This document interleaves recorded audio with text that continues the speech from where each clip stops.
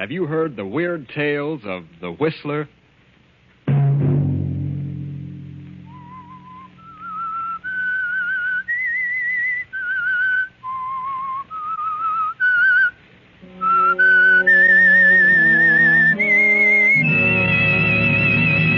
I'm the Whistler.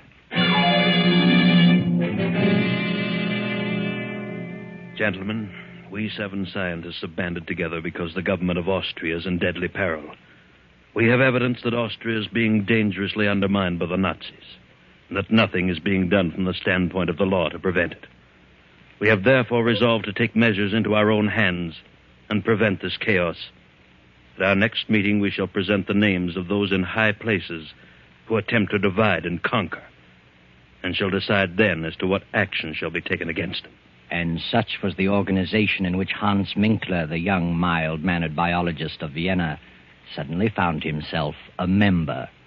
Hans Minkler, whose whole life was dedicated to the preservation and the saving of human life.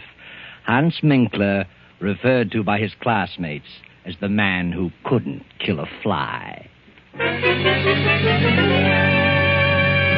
Saturday night, and again CBS presents The Whistler.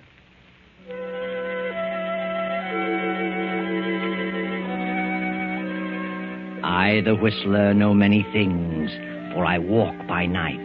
I know many strange tales, many secrets hidden in the hearts of men and women who have stepped into the shadows.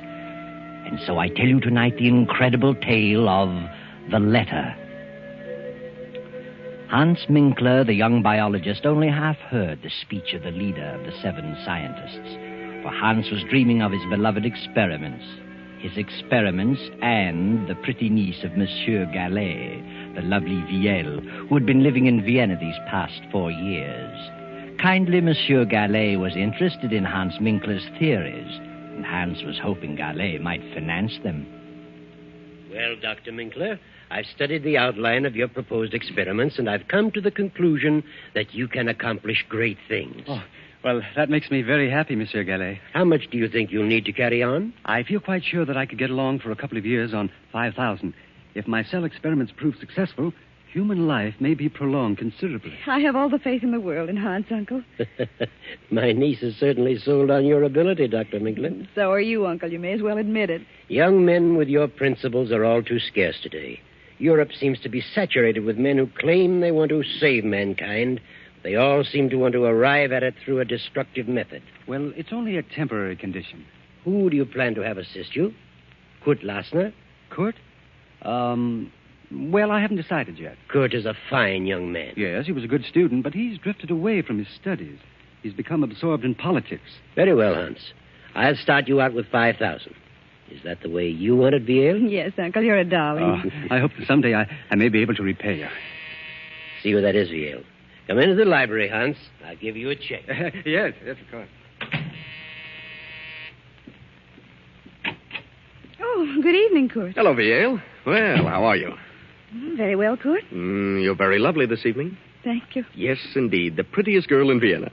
Is Hans here? I said I'd pick him up on my way downtown. Yes, he's talking to Uncle, talking business. I've had a busy day. Not enough hours to go around. Sit down, Kurt. Thanks. Kurt, why have you given up your career? Biology? Oh, I don't know. But you could do so much good. You were so well equipped to carry on in science. Think of the things yet to be done. I'm going to do things. Great things. I mean things that will really benefit mankind. Well, that's what I mean, too. You sound like Hans. Hans is very sad about your dropping your work. He counted on your helping him in his experiments. Oh, he'll get over it. Besides, those experiments can wait a while. No, Hans is going ahead. Who's going to help him? I am, if no one else. You? Well, how can you help him? I can learn biology. But it'll take a lot of money to do what he plans. He has the money. It's all arranged. My uncle has financed him. Your uncle? Yes. Well, I wish Hans luck. And I'm going to marry Hans. What? You and Hans? Well, what a surprise. Yes, I've made up my mind. I see. Well, I guess... Good evening, Kurt. Glad to see you. Good evening. Hello, Kurt. Oh, have you heard the good news? Yes, Viel just told me. And I wish you both good luck. I hope you'll be very happy. When's the wedding? Wedding? What wedding? Oh, yes. Me, of course. Typical absent-minded professor. See, look, I have the money for my experiments. Well, Hans, it's 7:45. We better run along. We have an appointment at 8. Oh, yes, the meeting. I'd forgotten. Yes, I'll be right with you. Goodbye, monsieur. Bye. Good night, Vieille. Darling. Good night, Hans, dear. I'll see you in the morning.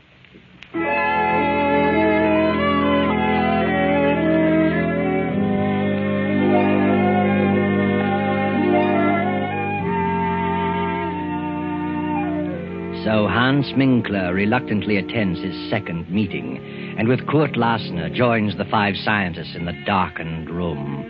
The single low lamp on the table casts their shadows on the wall. The leader is speaking So, again. gentlemen, we have learned who these fifth columnists are. So it is our duty as loyal citizens to take action against these men. We have learned who the leader is, and naturally he must be the first one to go. In this envelope I have his name. We will now draw lots to select the one among us to carry out instructions which will be read later. Are you ready with the straws, Kurt Lassner? Ready, sir. This is an old and simple method, but since there are only 7 of us, it will suffice. Proceed, Kurt. Yes.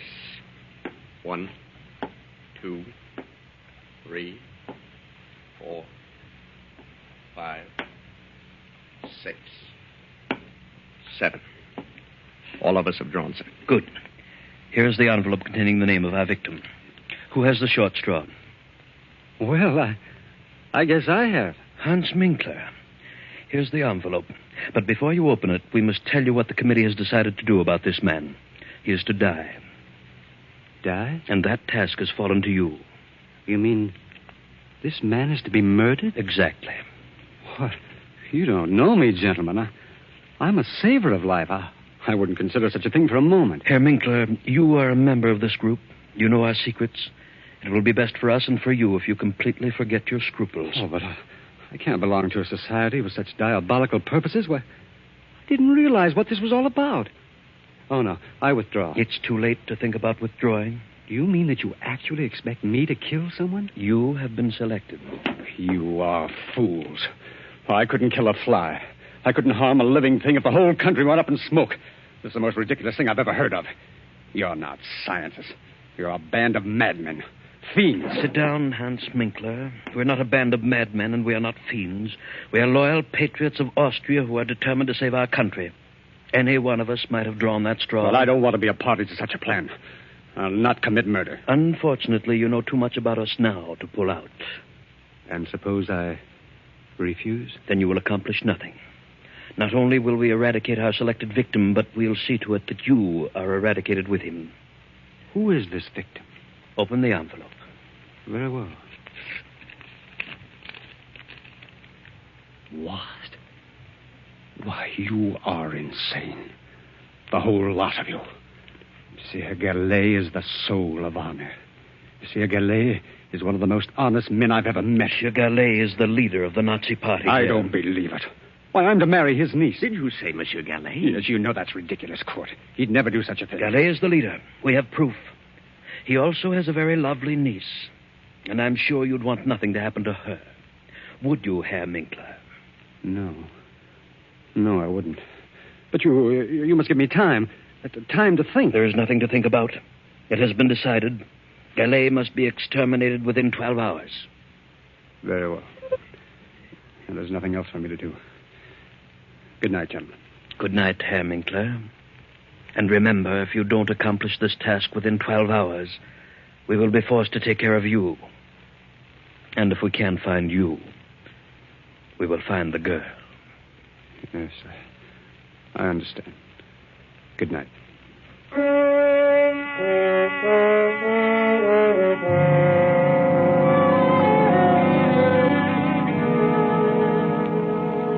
Well, Hans, what are you going to do about it?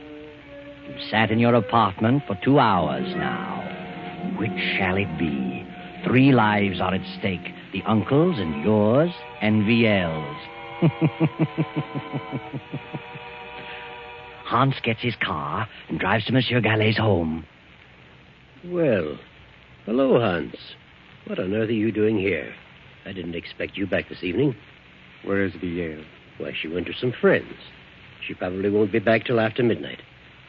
What on earth's wrong with you? Get your hat and coat, Monsieur Gallet. What? Have you been drinking, Hans? Get your hat and coat. Now, wait a minute. Suppose you explain There's no time for explanations. Get your things. What for? You're coming with me. I was just ready to turn in. You better run along, Hans. You feel better in the morning. Put up your hands, Monsieur Gillet. What? This is the funniest thing I've ever encountered. Have you really got a gun in your pocket? I have. I hope you don't force me to prove it. Well, this is certainly a surprise. The meaning of all this? I've just discovered that you're the leader of the Nazis who are trying to undermine the Austrian government. Are you serious? Yes. Who told you such a thing? There's an organization which is determined to eradicate all Nazis one by one. And you are the leader. Read this. It says leader Paul Gallet. Death. This is the maddest thing I've ever heard of. I've been highly active in anti-Nazi work. They say that's merely a cover-up. Are you a member of this secret organization? Yes. You've been selected to kill me? Yes. It's unbelievable that you, Hans Minkler, could be mixed up in such a thing. I think you're being hoodwinked. I am an anti-Nazi. And if you plan to kill me, you must belong to the Nazi organization. Get your things and come along. What do you intend to do with me? That's all planned. Come along. Very well. You, give me that gun. You fool. No. You don't.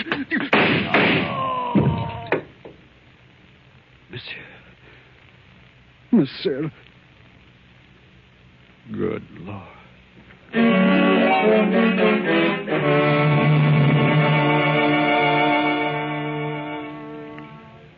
Hans stands staring at the body of Monsieur Gallet for a few moments. Then, in a daze, he turns out the lights, closes the library door, and returns to his apartment. For the remainder of the night, he sits at his desk staring into the darkness, lost in thought. And then morning comes, and Viel at her home opens the library door and...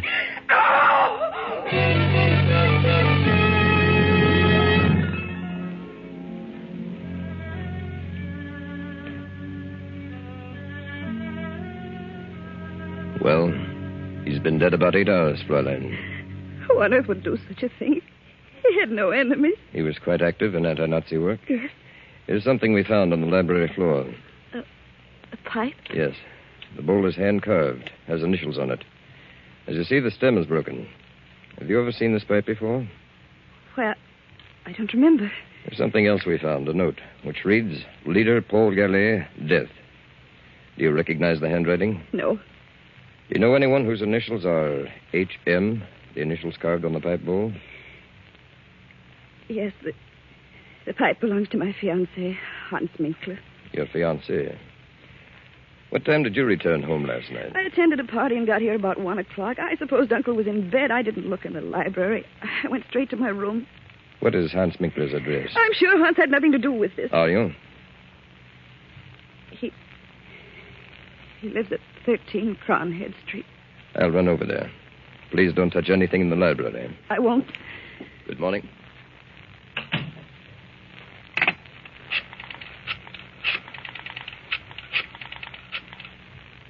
Kurt, something terrible's happened. Uncle was murdered last night. The police have just left. They found Hans's pipe on the library floor. It was broken. They've gone to his apartment. Please come over right away.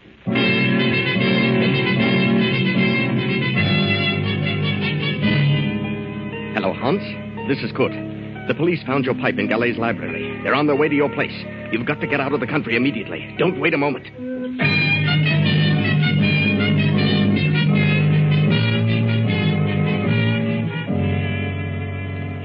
Oh, Kurt, it's terrible. Now, control yourself, Ian. Oh, Kurt, I can't imagine why anyone would do such a thing. Kurt, do you know where Hans is? Well, I suppose he's at his apartment. Hasn't he called you this morning? He usually does, but he hasn't. They found Hans's broken pipe near Uncle's body. Kurt, I must warn Hans. I must let him know what's happened. Hans' pipe, huh? Yeah, that's bad. By all means, phone him at once. Oh, you call him. Of course. It's Kronigstadt 4347. Right.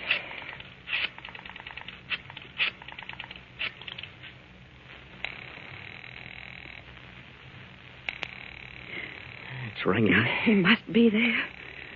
Oh, he would have answered by now. Where could he be? I haven't the slightest idea. But he always calls me before this. Kurt, it isn't possible. It can't be. Now, just try to control yourself, Yale. Oh, see who it is, Kurt.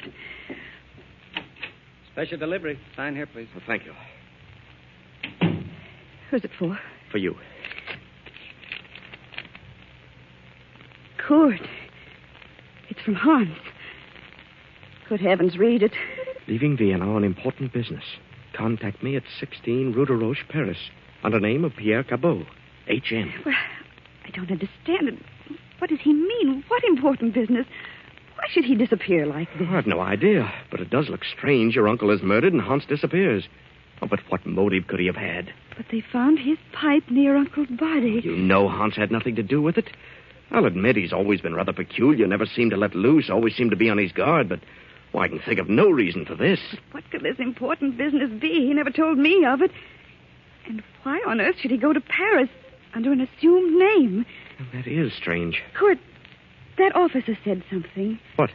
Well, you know that Uncle was active in anti-Nazi work. Do you suppose it could be a Nazi? Well, why not? But who? Who do we know that's a Nazi? I certainly Wait don't. a minute. You just said that you felt Hans was always on his guard. Do you mean you felt he was concealing something? Well, there have been times when I've felt that, but on the whole, I've thought of him as a slow-thinking, absent-minded professor. But it does seem strange that the moment Uncle gave him the check, that this should happen and he should disappear. Well, maybe he went to visit our old pal, Jean Renault. You remember Jean? He was one of our classmates. But I have a strange feeling that Hans wouldn't go away like this, without telling me beforehand, unless something were wrong. Do you suppose that Hans has been deceiving us all along? What makes you ask that? Well, it suddenly occurred to me that he spoke French without the trace of an accent. And I remember Jean Renault said once that he spoke English without an accent. So what? Well, if he did, where did he learn to do that? Certainly not by living in Vienna all his life. Oh, I see what you mean. Why didn't he tell me beforehand that he was leaving? But he wrote you this letter. Yes, but it wasn't written by the Hans I know. Oh, I think you'd better forget about it. Good. I didn't tell you this. The police found a note on the floor. It said, Leader Paul Gallet, death. It must have meant that Uncle was an anti-Nazi leader and he was sentenced to die.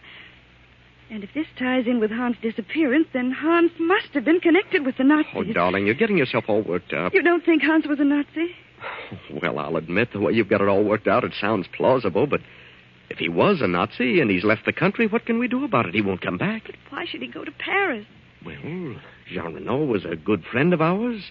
I'm sure Jean knows nothing about Hans being a Nazi. Jean would never suspect him. Maybe Paris is his next assignment. Nazis are just as busy in France as they are here. Let's see that letter from Hans. He says here, contact me 16 Rue de Roche, Paris. That's Renault's address, 16 Rue de Roche. Oh, good. I just can't believe it. How could I have been such a fool? I'll see who it is, darling. I'm Captain Gruber from police headquarters. Oh, come in, Captain. Sorry to trouble you again, Fräulein, but we went to Herr Minkler's apartment. He wasn't there. He wasn't. His car has not been in the garage all night. That's strange. We found this writing on the notepad on his desk. Is it his handwriting? Yes. He's written the same two words over and over again, Gallet and Villiers, as though he tried to make up his mind about something. But what's become of his car? The car's been found. Where? In a public garage. From all indications, Minkler's left the country, probably for France. Oh, why France? We've discovered that Hans Minkler is a French citizen. A French citizen? Well, he always led us to believe that he was a native Austrian. Now, we'll want to check things over a little further. We'll be back this afternoon. Please don't disturb anything. No, we won't. By the way, what is your name, sir? Oh, my name is Kurt Lasner. Good day. Kurt, what did you see? What were you looking at just then? Well, what do you mean? What startled you on Uncle's desk? Well, nothing at all. Here, let me see. Good heavens, I see it. Here on the desk blotter, it's Uncle's handwriting. It says, Find Hans Minkler. And it was Hans. It was. Uncle was trying to tell us who did it. Maybe. Oh, to think that he could be so low as to take Uncle's money and then kill him. Oh, please, Viel. I just can't believe it. I won't believe it. I mustn't. Well, I'm sorry to say that all the evidence is certainly against him. Oh, come, Viel. Try to get this off your mind. Try to get some rest. The police will take care of everything. Oh, yes, good. I guess you're right. If Hans did do it, he'll pay. He's the one who'll do the suffering. Believe me.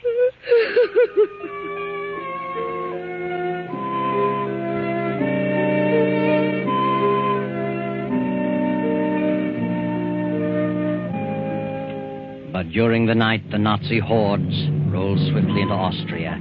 Without firing a shot, took over the reins of government. A few weeks later, France declared war. Then one night, Hans Minkler makes his way through the maze of Paris traffic and knocks at the door of number 16 Rue de Roche. Oh. Yes? Oh, good evening. Good evening. Is Jean Renault in? Who shall I say is calling? By, Pierre Cabot. Won't you come in, Monsieur Cabot? Major Renault has just stepped out. He'll be back shortly. Was he expecting you? No. Did you say Major Renault? Yes. Since war has been declared, he's gone on the active service list. Oh, I see. I've been phoning for a week, but no one answered. You haven't seen the Major in some time. No, I haven't. I've been in Austria for several years. Renault and I went to school together in Vienna. Oh. Are you by any chance Hans Minkler? How did you know that? Why are you traveling incognito? Well, yes. Where is Renault? I regret to inform you that Renault has been in Africa for some time. He's due back in a few weeks, however. Did you know Monsieur Gallet in Vienna? Yes. Who are you? I'm Monsieur Deveau, of the French Sûreté. Oh, police. Yes. Did you ever accept any money from Monsieur Gallet? Why are you asking me these questions? You never accepted money from Gallet? No. Search him, Henri. No, just a moment. Sorry, Minkler. I'll take the bill for Henri. Yes, sir. I don't understand all this. You understand, all right. Well, so you never received money from Gallet. What's this check for? Well, that's to help carry on my experiments. Undoubtedly. Monsieur Gallet was helping you and quite a number of others to carry on experiments. Others? I suppose you say you're new at this game. Game?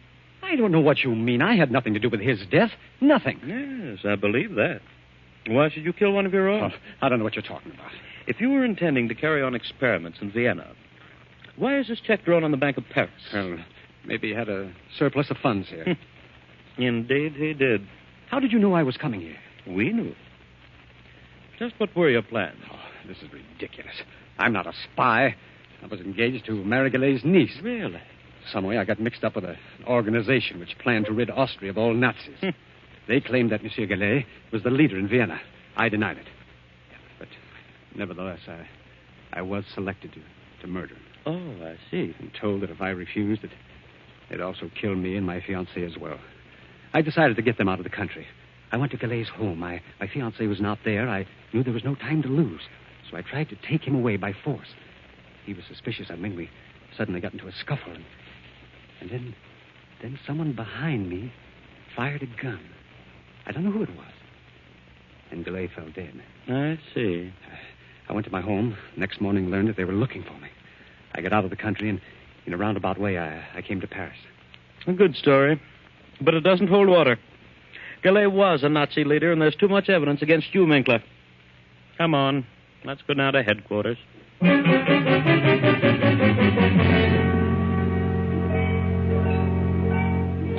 2 weeks later, Jean Renault returns to Paris. Then, 6 weeks after Austria surrenders, Kurt and Viel escape from the Nazis and make their way to Paris. Jean Renault meets Kurt on the street and asks him to bring Viel to visit him at 16 Rue de Roche. Come in, Kurt. Well, Viel. It's been a long time. How are you? Excellent, thank you. So you two are married. Oh, my congratulations. Though I didn't expect it to work out quite this way. No? Why not? Well, I always had an idea that you might marry Hans Minkler. Well, one never knows. No, Kurt. One never does. By the way, have you seen Hans? He's in Paris, been here for several weeks. Has he? Yes. Don't tell me you haven't seen him. He told us he was coming to visit you. Oh, yes. He's in Paris. I wasn't here when he arrived. He left several notes. I found them when I returned. But do you know where he is now? Yes. Would you like to see him? Yes, I would. Hans is dead. Dead? What? Dead? Yes. He was executed as a Nazi spy. A Nazi spy? Yes. I got here too late to help him. They had conclusive evidence against him. Why, that's ridiculous. Hans is dead, nevertheless. But what happened? Well, It seems Hans got into some trouble in Vienna and came to Paris to see me. In some way, the Sûreté here was informed that he was a Nazi, was coming here to carry on. But who on earth would accuse Hans of such a thing? I wonder. But they received a letter from Vienna accusing Hans. The Sûreté found a check on him from a high Nazi official. There was nothing that could save him. A check from a high Nazi official? Who was the official?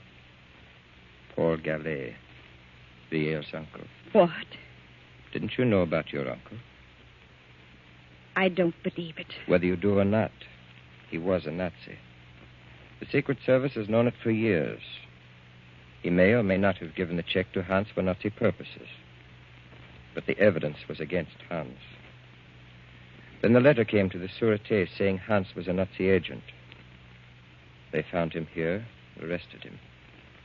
That's all there was to it. But who would write such a letter? Hans had no enemies. Would you like to read the letter? Oh, yes. Here it is. Hans Minkler, under alias of Pierre Cabot, has given evidence of being a Nazi spy. Locate him at 16 Rue de Roche, Paris. And that's all that was necessary. How awful. I can't imagine such a thing. Notice the handwriting, Kurt. What? Ah, yes. Viel. This is your handwriting. It is not. I'm positive. You wrote this. No. Don't lie to me. I know your writing. You wrote this letter. All right. All right, I did. I was convinced that he'd deceived me. I was convinced he killed Uncle. Yes, I wrote it. How could you? I never dreamed Uncle was a Nazi. I thought Hans was a Nazi. I was determined to make him suffer. You believe me, don't you? Yes, Viel. I believe you. But I'm awfully, awfully sorry for you. Oh, poor Hans. Poor Hans. Oh, I'll never forgive myself.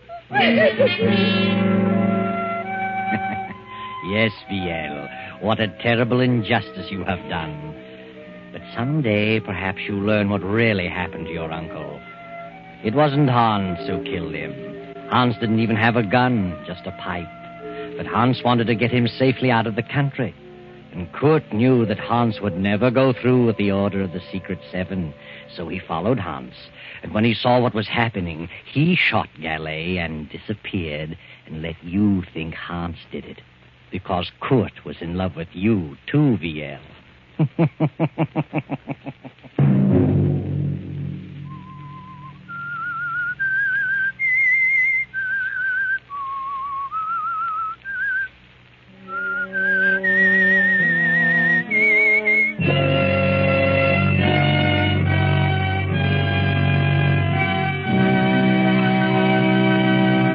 CBS has presented The Whistler. Original music for this production was composed and conducted by Wilbur Hatch. The Whistler is written and directed by J. Donald Wilson and originates from Columbia Square in Hollywood. Next week, same time, I, the Whistler, will return to tell you the strange tale of Out of the Fog. Good night.